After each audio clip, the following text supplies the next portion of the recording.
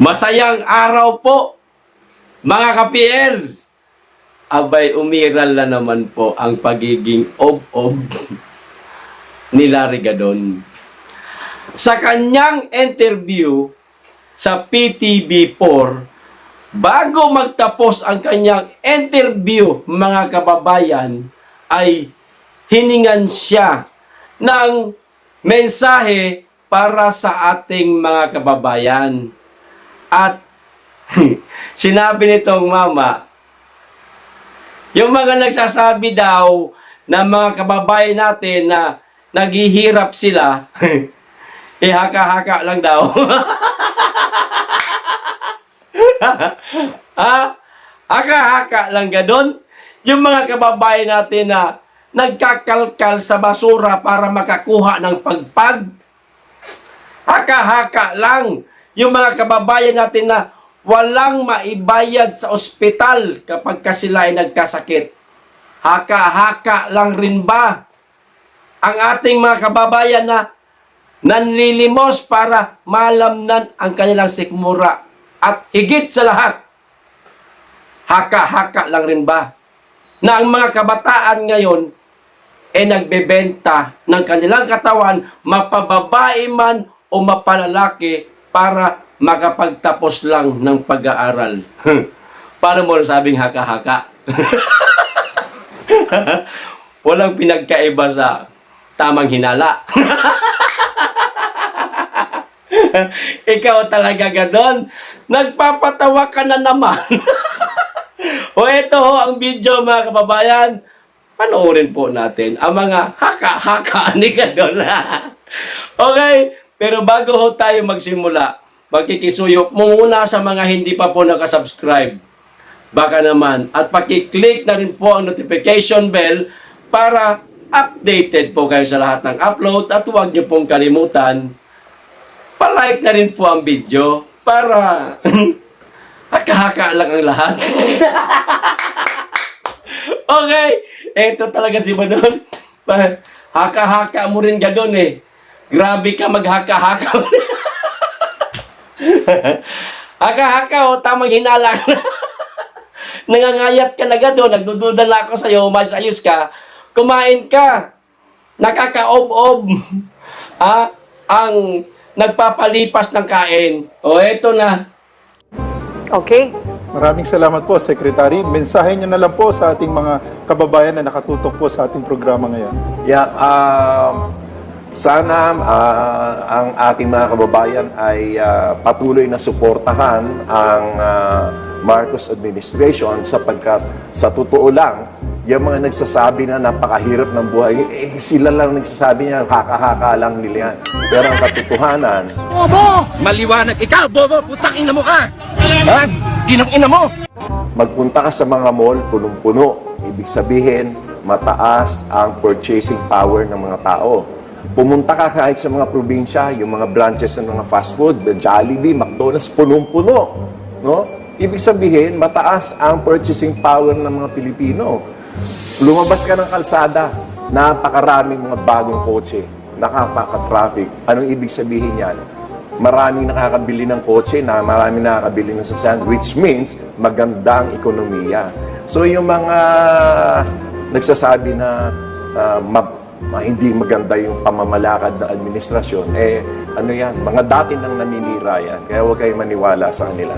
Napakaganda ng pamamalakad ni President Bongbong Marcos at napakaganda ng ating tinatahak upang mapaganda ang kinabukasan ng ating bansa at ang kinabukasan ng ating mga susunod pang henerasyon. Yon ang kanyang eksplanasyon, mga kababayan. Mataas daw kasi o malakas daw po kasi ang purchasing power ng ating mga kababayan.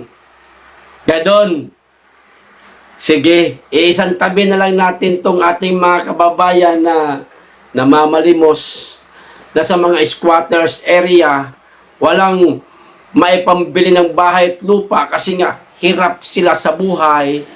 Yung mga kababayan nating nagkakalkal ng basura sa mga restaurant para merong pagpag na makuha at malamnan ang sikmura nila. Talagang mahihirap na huyan sila. Dito na lang tayo, Gadon, Papa Gadon. Ayan, Papa, igalan po natin yung kanyang pagiging sekretary. Sekretary Papa Gadon, dito na lamang ho tayo sa mga kababayan nating naghahanap buhay. Matinong naghahanap buhay. Mga kumikita araw-araw ng minimum lamang. Sa Metro Manila, malaki na ang minimum dyan. Sa palagay ko, hindi bababa ng 700 o 700.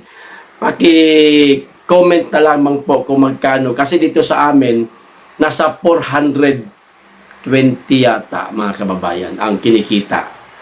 Dito na lamang sa probinsya tayo, Gadon, ha? Pag-usapan natin. Mura bilihin dito. Okay? Pagdating sa gulay. Kasi nga, maraming mga gulayan dyan, mga farmer na bagsakan ang presyo sa mga tinatawag na tabuan. Ayan. Ewan ko kung anong tawag sa lugar ninyo yung tabuan, mga kababayan. Isang lugar yan na medyo malaki siya. May mga gulay, kung ano-ano. Maliban sa bigas. Ayan. Walang bigas dyan. Gulay, okay tayo dyan. Kasi yung malunggay dito kinukuha lang eh. Yung talong, pwede mong pitasin sa kapitbahay. Kapag katulog.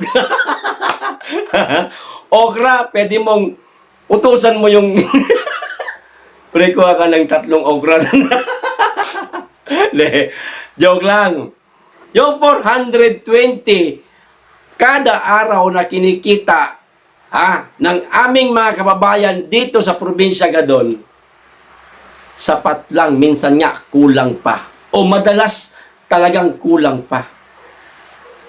Naranasan ko rin naging trabahante o mamasukan Secretary Papa Gadon.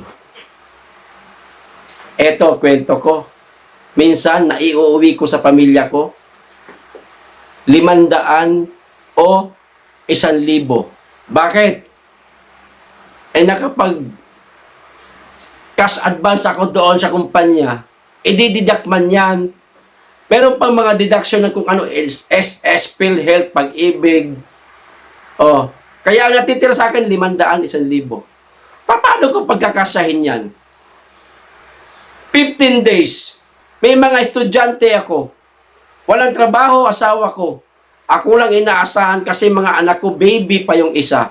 Sino mag-aalaga? Anong tawag mo dyan? Hayahay? Hindi naghihirap yan? Haka-haka lang yung kahirapan na dinaranas namin noon, Gadon. Kahit ngayon, masasabi ko sa sarili ko, mahirap pa rin ako. Papaano na lamang yung ating mga kababayan na nasa Metro Manila nakatira? Bagamat taga-probinsya sila, pero nagustuhan na nilang tumira sa Metro Manila kasi nga naman, mas malaki ang sahuran de hamak kesa dito sa probinsya. Papaano na lamang sila? Na hindi man lamang sila makapananim para meron silang ma-harvest, mailuluto nila, maihahain nila sa kanilang hapagkainan. Sila walang sariling tahanan. Renta ang bahay, tubig, kuryente, matrikula sa kanilang mga estudyante, pamasahe araw-araw, pagkain pa. Sasapat kaya ang sweldo ng mga yan? Paki-comment po dito, mga kababayan. Patunayan ho natin sa kanila na hindi haka-haka ang pagiging mahirap natin. Kasi itong mamang ito, may pagtanggol lang, mga kababayan, ang kanyang Panginoon, wala siyang pakialam kung ano ang mamutawi sa kanyang bibig. Kasi hudang mapahiya siya at mapagsabihan siyang ob-ob. Oo, yun naman talaga ang dahilan dyan eh. May pagtanggol niya lang ang kanyang Panginoon. Wala siyang pakialam. Anong haka-haka? May mga ibang mag-aaral nasa kolehiyo na, mapababae, mapalalaki, abay nagbebenta ng aliw para meron lamang pangmatrikula sa kanilang pag-aaral dahil nga hindi sila kayang pag-aralin ng mga magulang nila dahil sa mahal nga ng matrikula at magkano lamang ang kinikita. Napipilitan ito mga estudyante na ibenta ang kanilang katawan para makaipon, mapaaral ang sarili. Ano tawag mo dyan? Gadon, haka-haka. Huwag kang ob-ob, gadon. Nilalansi mo pa isip ng mga tao? Kahirapan ang dinaranas ng ating mga kababayan. Lalo na ngayon sa administrasyon ng Panginoon mo. Kung talagang hindi mahirap o walang naghihirap sa bansa natin gadon, kung talagang haka-haka lang ang kahirapan, bakit kayo namimigay ng mga ayuda, bigas, dilata, noodles, kape, at kung ano-ano pa? Ha? Bakit kayo mayroong card na mayroong lamang 3,000 kada card, ipambibili nila ng gulay sa ambang tindahan yan, sa kadiwa ng Pangulo yata yan, mga kababayan, hindi ako sigurado. Hindi naman tayo kasali dyan eh. Bakit mayroong ganyan? Kasi mismong kayo, alam nyo na maraming naghihirap sa bansa. Kasi sinasabi mong haka-haka, gadon, tamang hinala mo lang. Ikaw talaga gadon, nagpapatawa ka talaga eh. Ano, pag-isipan mong maigi yung mga sinabi mo, nakakahiya ka. Sekretary ka pa man din ng Papa, nakakahiya ka gadon. Kaya pala, wala kami nakikitang proyekto ng inyong ahensya kasi ganyan ka pala ka-opab. Okay? O tanong ko po sa inyo mga kababayan, kayo ba nakakaranas ng kahirapan o nakakaranas ng marangyang pamumuhay? Paki-comment lamang po para mabasa po nila ang mga comment ninyo. Mabasa nitong si Boy Haka-Haka. Ayos! O hanggang dito lamang po. Maraming salamat sa inyong lahat. Mag-iingat kayo lagi at higit sa lahat, mahalin po natin ang Pilipinas. Be blessed.